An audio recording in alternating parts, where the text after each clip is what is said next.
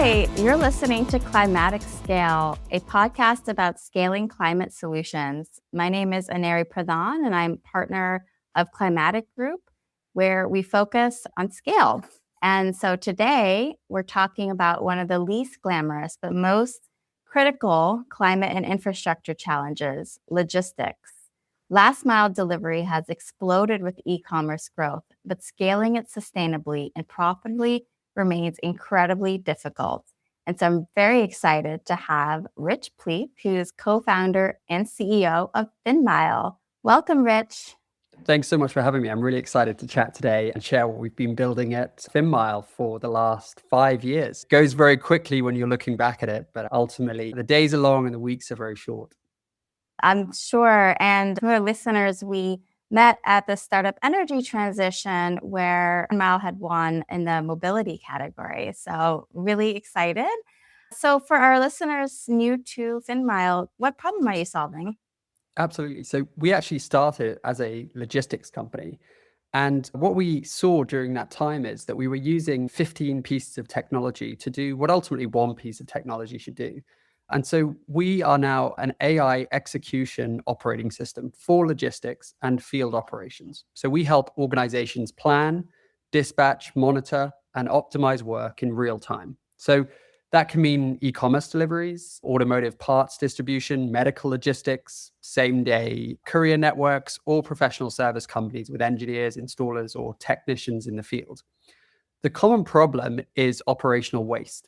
Too many routes, too many miles, too many failed jobs, too many manual decisions, too many disconnected systems running on spreadsheets and notes, and too much customer anxiety. And most operational teams do not fail because they cannot make a plan at 7 a.m. They struggle because the plan starts breaking the moment the day begins.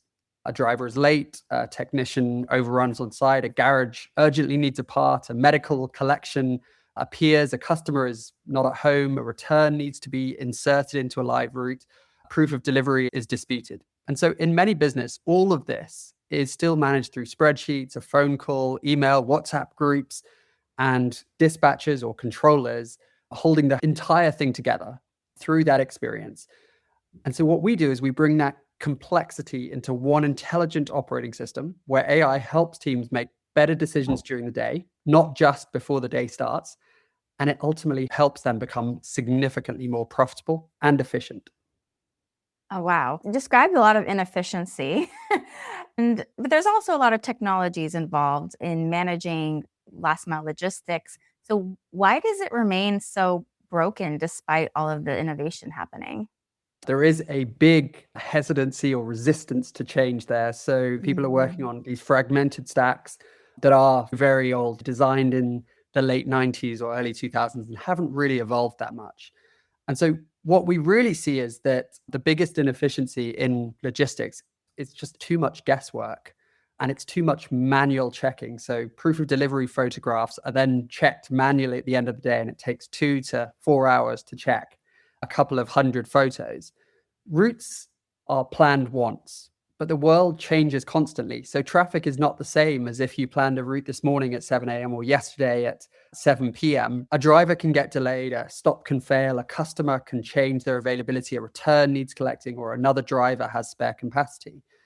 But this is not only a parcel delivery problem. What we see is that in automotive logistics, for example, a branch may need to get urgent parts to a garage very quickly, but the network may not know which driver can absorb that job without breaking other commitments. And so then you have a dispatcher who you rely on entirely, who knows that business inside out. But what if they leave their job, they're sick, they are distracted? You can lose thousands and thousands of dollars doing that. Now, in professional services, where let's say an engineer from Johnson Controls goes and installs a new hand dryer at a hotel, one engineer may take significantly longer than expected on an installation, or they may just be a really bad engineer and it takes them 2 hours to do what should be a 20-minute job. This can create a knock-on effect for every other appointment in the day. There's no measurement at the moment. You just assume that there was a delay. We enable that to be measured and make sure that there are controlled decisions so it removes the bias away from that. If you think about medical logistics, now medical for me has a very special part of my heart. I sadly was diagnosed with late stage cancer in 2018.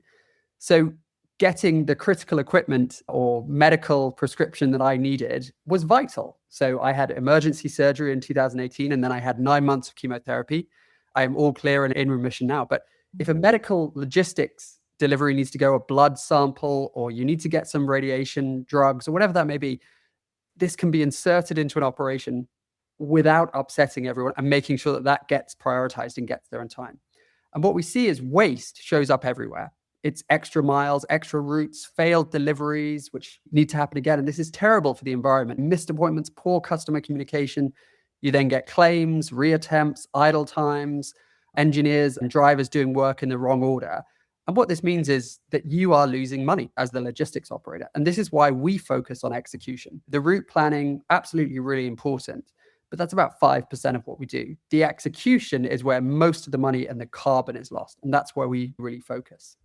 Thanks for sharing your personal story. Was that also what triggered your interest in Finmile and working on last mile? Yeah, so I used to be at Bolt at the ride-hailing company. I was the managing director there, and they were amazing during my kind of cancer journey.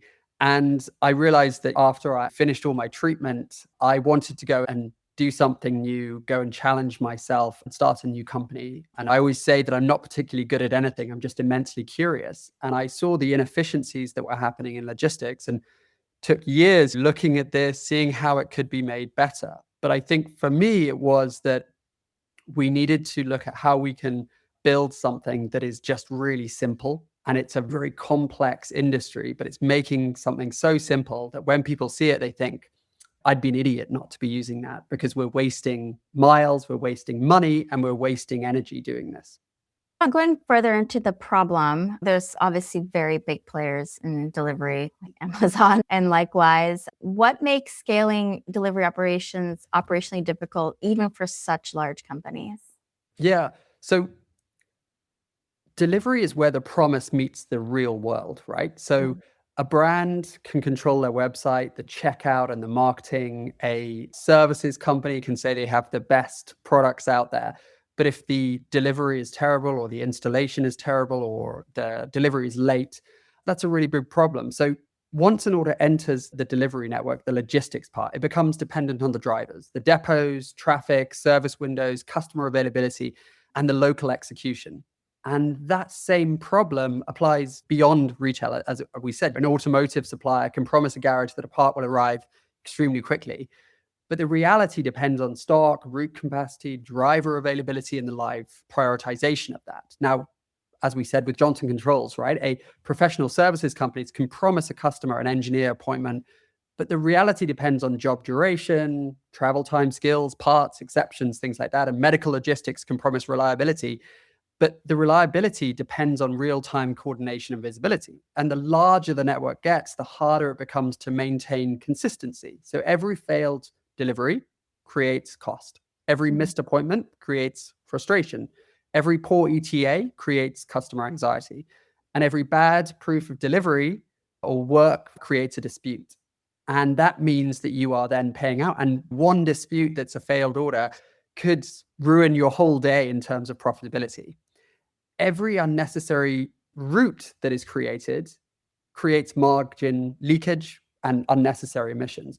And that's why people need companies, they need this better execution infrastructure, not just more vehicles or more people to go and do shorter routes. And I think lots of people now, they say, oh, we've got to turn to electric vehicles, right? Actually, the greenest mile that you can do is the mile that you actually don't need to do, because the routing is so efficient, or you were able to insert that into an existing route. Amazing. And so let's talk about your solution. How does Finmile actually work in practice? Yeah, so we started as a logistics company. So we saw the problem sitting in cold warehouses. We understand deeply where those problems come. And so we sit across kind of delivery and field operations, right? So orders, jobs, collections, or service tasks come in. Our system with the companies that we work with will plan that work based on real world constraints. So that can include location, capacity, time window, vehicle type, skills, parts availability, driver availability, the technician availability, service level agreements, and then live conditions. So drivers, couriers, technicians, or field teams, they receive their work, right? Controllers get live visibility. It's all automated. And AI is monitoring that entirely through the day. So ultimately, AI becomes your operations manager. You can ask it anything you want. So instead of having to go to your operations team and say, who's our best performing driver today? Who's delayed? Why did this happen? You just go and type that in, or you can talk it to our AI brain. So if a driver is delayed, a route is overloaded, a delivery is at risk, a return can be inserted into an active route, or a technician taking too long on site, the system will recommend and it'll automatically trigger action. And that's why this matters beyond kind of parcel delivery as well, right? In automotive, it can coordinate parts distribution across depots, branches, and garages to make sure that $5 filter gets to the garage to make sure that the car can be fixed and you can have your car back. In professional services, we help manage mobile teams doing installations, inspection, repairs, or maintenance. And it's about managing those urgent time critical deliveries and collections. So the common problem is not just delivery, it's actually this mobile operational complexity. And we thrive in really complex businesses where we can help plan the work, execute it, prove it happened, and then we learn from every job to make sure that your day tomorrow and next week is significantly more efficient, and ultimately the company can reduce margin leakage. Wow, that's super cool. You describe a lot of stakeholders in the ecosystem. And when you were using Agentic AI, what does that mean for the delivery guy? What does that mean for logistics team? They may not even understand what that means. So like, how do you break it down and make the value clear for all of us? So most people will get a report at the end of the day that says, this is how you did today. Now, for us, agentic AI means AI that does not just sit in a dashboard waiting for someone to interpret it, right? It actively monitors the operation. It spots risk, it recommends action, and where confidence is high enough, you have a confidence threshold, it actually executes those actions. So in parcel delivery, that could mean identifying a late route, moving stops around to see where's the SLA risk, saying, actually, that's a 48-hour delivery. So let's move that around and let's make sure that can go. We can then look at how we could potentially insert a return into a live route or trigger a customer message to say the van is broken down or there is traffic or the road is closed.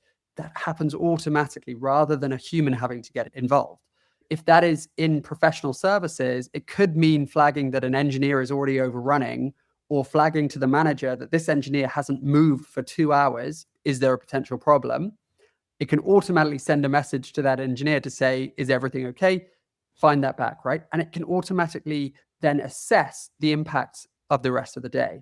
So instead of a operations person having to guess a lot of things, the AI is already doing that. So the key point is that AI becomes part of the operating model. It's not just reporting, which ultimately is giving you a spreadsheet of data that you then need to say, oh, if we'd have known about that 4 hours ago, could have probably done something about it, right? And our AI helps the team act, and it actually acts for the team. And yes, everything is confidence scores, so we look at that. Amazing. Thanks. That's a really great breakdown. So there's a lot of amazing benefits to using Finmile. I saw that very clearly on your website. Cost reduction, faster deliveries, on-time performance, customer satisfaction, productivity boost, and carbon reduction. Climatic scale is about climate, obviously, but I have a feeling your customers aren't going to you first for carbon reduction. So what is the most interesting, compelling reason they come to Finmile? So we live in a capitalistic world, right? And if we can't say we're going to save someone money, so the entry point is almost always cost reduction, right? And so I have to be very honest. I wish I could say that we're going to reduce people's carbon emissions, but the honest answer is it starts with cost reduction, right? Whether it's parcel delivery, automotive, medical logistics, professional services with field. The first question is, can you help us do more work with the same resources or fewer resources? Can we run fewer routes? Can we reduce miles? Can we improve productivity? Can we reduce claims? Can we reduce failed jobs? Can we give the customers better visibility? Now, how do we improve driver utilization or engineer utilization, reduce wasted travel time, wasted time on disputes? So in last mile delivery, it usually means fewer routes and better first time delivery success and fewer claims. So that's with our AI POD, which automatically checks the location, the door number, the address, and then also the successful handover. So cost is usually the entry point, and ultimately sustainability is the strategic outcome of that. Because if you imagine, we have a client that we work with, we've just featured it in Business Insider with this client, Net Zero Logistics in New York. Right. We reduced the number of routes they were doing by 42%. Now, just for ease of maths, let's say they were doing 100 routes. We've saved them 42% of routes. Now, enormous financial saving, but just imagine the saving for them or all of us in terms of the environment, right? We didn't go to them and say, look, you've got to sell all of your diesel vans and upgrade them all to electric, which would be an enormous cost, unaffordable. We've actually said, instead of having to mine rare earth metals and get more EVs on the road, we're going to reduce the number of vehicles. And so when you decide to upgrade to EVs, you don't have to buy 100. You're actually only buying. And so it's about changing this. But we have to remember that customers do want a sustainable solution, but we have to say that cost reduction is still the main entry point. This is such an amazing insight because I see that a lot with climate tech startups. They position themselves as more of a sustainability solution rather than really solving the customer's problem, and in this case, cost reduction. But I would say that's actually true for energy and water and all these different sectors. It always comes down to cost reduction. So I love that you've been able to package it within the ecosystem or the mission of your company, but still know your customer and what they want. So are customers aware of it? Do they care about it? Are they actively demanding sustainability outcomes? I think we have to look at the political climates at the moment, right? A couple of years ago, top of everyone's agenda, making sure that everyone was sustainable. Sadly, for better or for worse at the moment, we've really softened the focus there, right? I think particularly in the US, and that kind of trickles down to everybody. So cost reduction is the main entry point, as we said, right? Most customers, they still care about sustainability, right? But very few, if any now, are going to justify a solution that only improves carbon, right? They have to see that, yes, we're going to do sustainability. And one of my mentors, Bill Wachtel, he says it has to be green on top and black on the bottom, right? We have to make sure that we can make that. And the solutions that scale are the ones that improve the economics and the environmental outcome at the same time. Those things have to be handled hand in hand, right? And it's true across parcel, automotive, medical logistics, professional service. If you reduce the miles, reduce failed work, improve utilization, and avoid unnecessary journeys, you improve margins, but you improve those emissions together. And that's why we focus on operational efficiency. It is commercially defensible, but it's climate relevant. And I think that's the most important thing we can focus on at the moment. Yeah, absolutely. So let's talk about your scaling journey. What's been the hardest part so far around scale? Every day with a startup, you are going to highs and lows. And I always say that if you take a few rungs out of a ladder, it becomes very hard to get to the next available rung, right? And so for us, we do see a massive resistance to change because companies are very comfortable with their legacy technology stacks. Even though we could come in, we've proved we can save enormous amounts of money and carbon in the way, the resistance to change. We have to say, do a small pilot with us. We'll prove it to you. But we do see with these large organizations, they're like, works right now. Why change? And so we have to build software that's flexible enough to support different operational models without becoming complicated, right? Yeah. And so we look at all of the kind of industries that we parcel, automotive, medical, professional services. They all look very different on the surface, right? Parcel delivery, fewer routes, drops, proof delivery, customer communication, automotive logistics, parts availability, branch replacement, things like that. Professional services all about engineer quality, job duration, and making sure that the kind of productivity is there. But underneath all of those kind of different industries, the same pattern repeats, right? Work comes in, could be a parcel, could be a automotive, whatever that may be. It needs to be assigned, needs to be routed, it needs to be monitored, exceptions need to be handled, the job needs to be proven that it's actually happened, and performance needs to be measured. Was it a good delivery? Did they waste a lot of time, or were they too quick? Was it? And the challenge is building one execution layer that understands those common patterns while also still being configurable enough for each sector. And so that's one, but I think the main one that I go back to is resistance to change, right? If people said, oh, wow, unless we change, we may not be around, right? Our competitors are reducing the number of vehicles they need, the number of engineers they need by up to 42%. we need to start looking at that, and we need to be less resistant to change. So the way your solution gets integrated with a customer, I can see that they probably always request a pilot or some kind of small test. How do you keep yourself from just doing a gazillion pilots and actually focus on expanding with a potentially large customer? Great question. So the really interesting thing is we can take any data. So we say, look, just send us your data from the last 2 weeks, 2 months, 6 months, whatever you want to send us.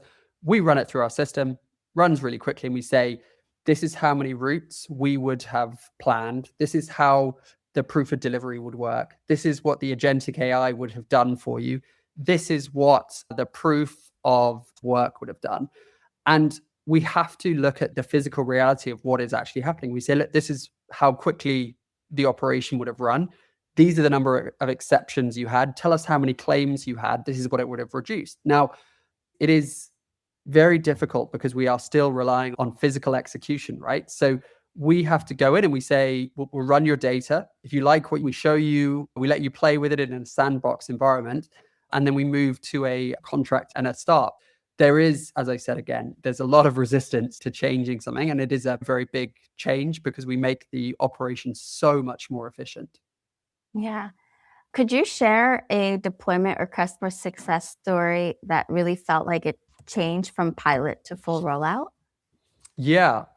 So I think one turning point was realizing that Finmile's for us was not only relevant for parcel delivery, right? So we were parcel like medical, automotive. We started looking at dwell time, right? So we said, how long is each driver taking when they're dropping off a parcel? And some drivers, they do it in 30 seconds there, they ring the doorbell, we get approved delivery.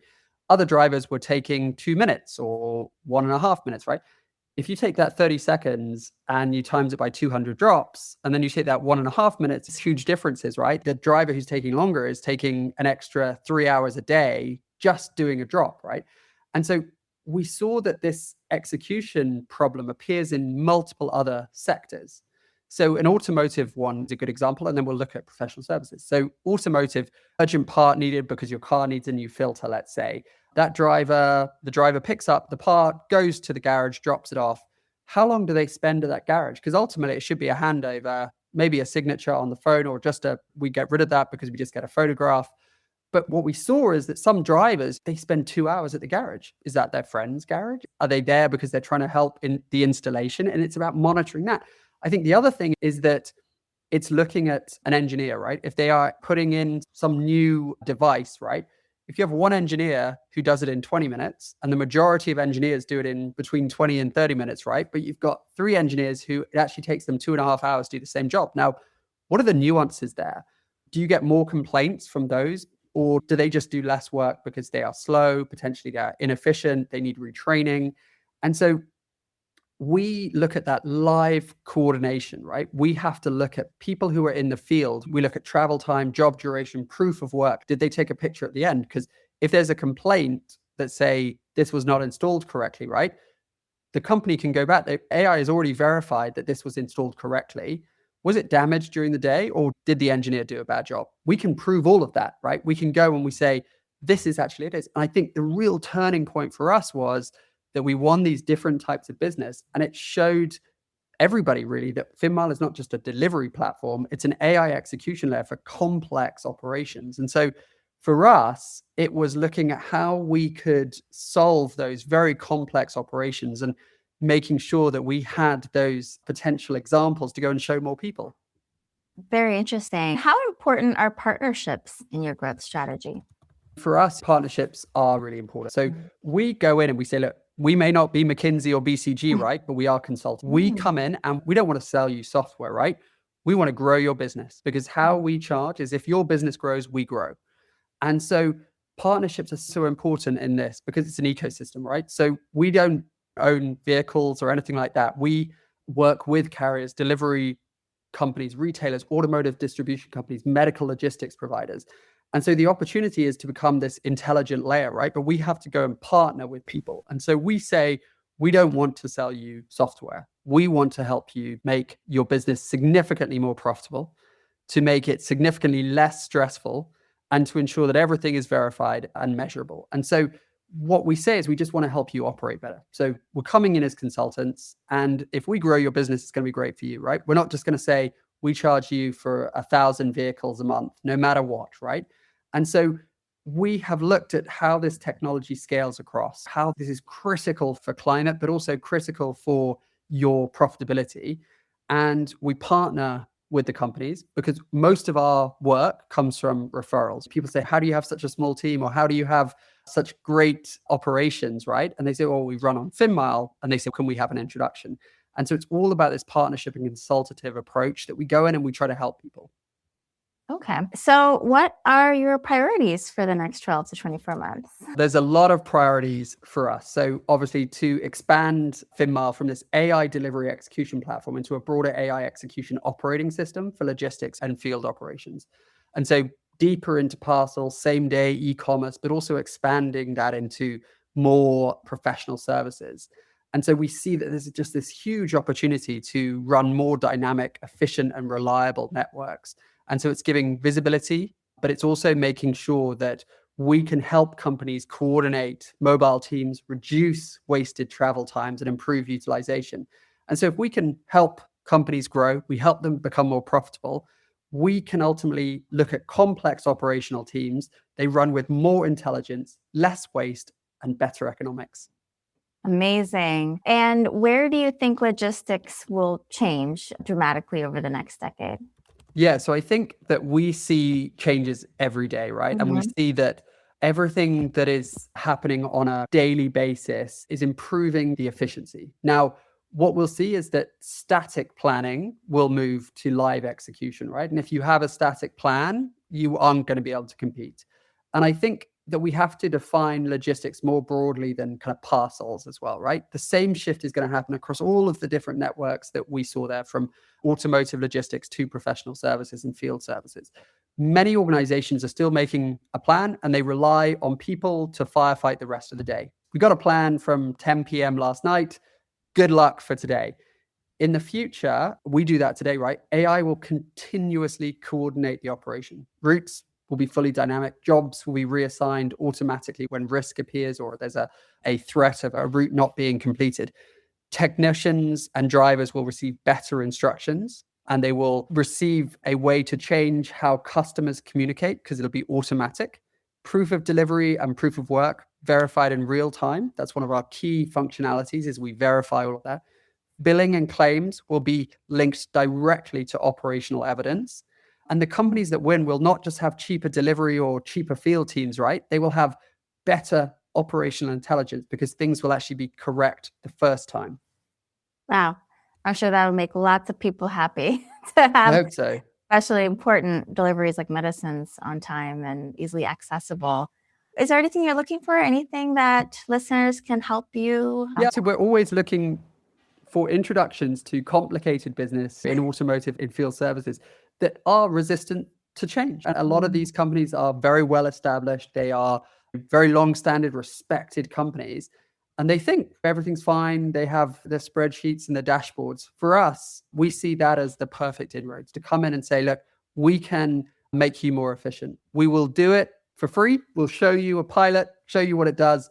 And after that, there's just no doubt that we can. And so we are looking at how we can constantly improve what we're doing, right? We're not building AI on top of this or machine learning. It's everything from the ground up, right? It's a very solid kind of granite foundation. And on top of that, we build incredibly quickly. So we don't charge for integrations with clients. We don't charge for new features, right? We get on and we build them because we know that it will help the entire network get better. Nah, that's fantastic. Rich, it was so lovely hearing your passion and conviction and solving this really overlooked problem, I feel, especially from the sustainability lens. Thank you for joining Climatic Scale. For our listeners, you can find this episode on Apple Podcasts, on Spotify, and our Substack, climaticgroup.substack.com. Thanks for listening, and thanks again, Rich. Thank you so much.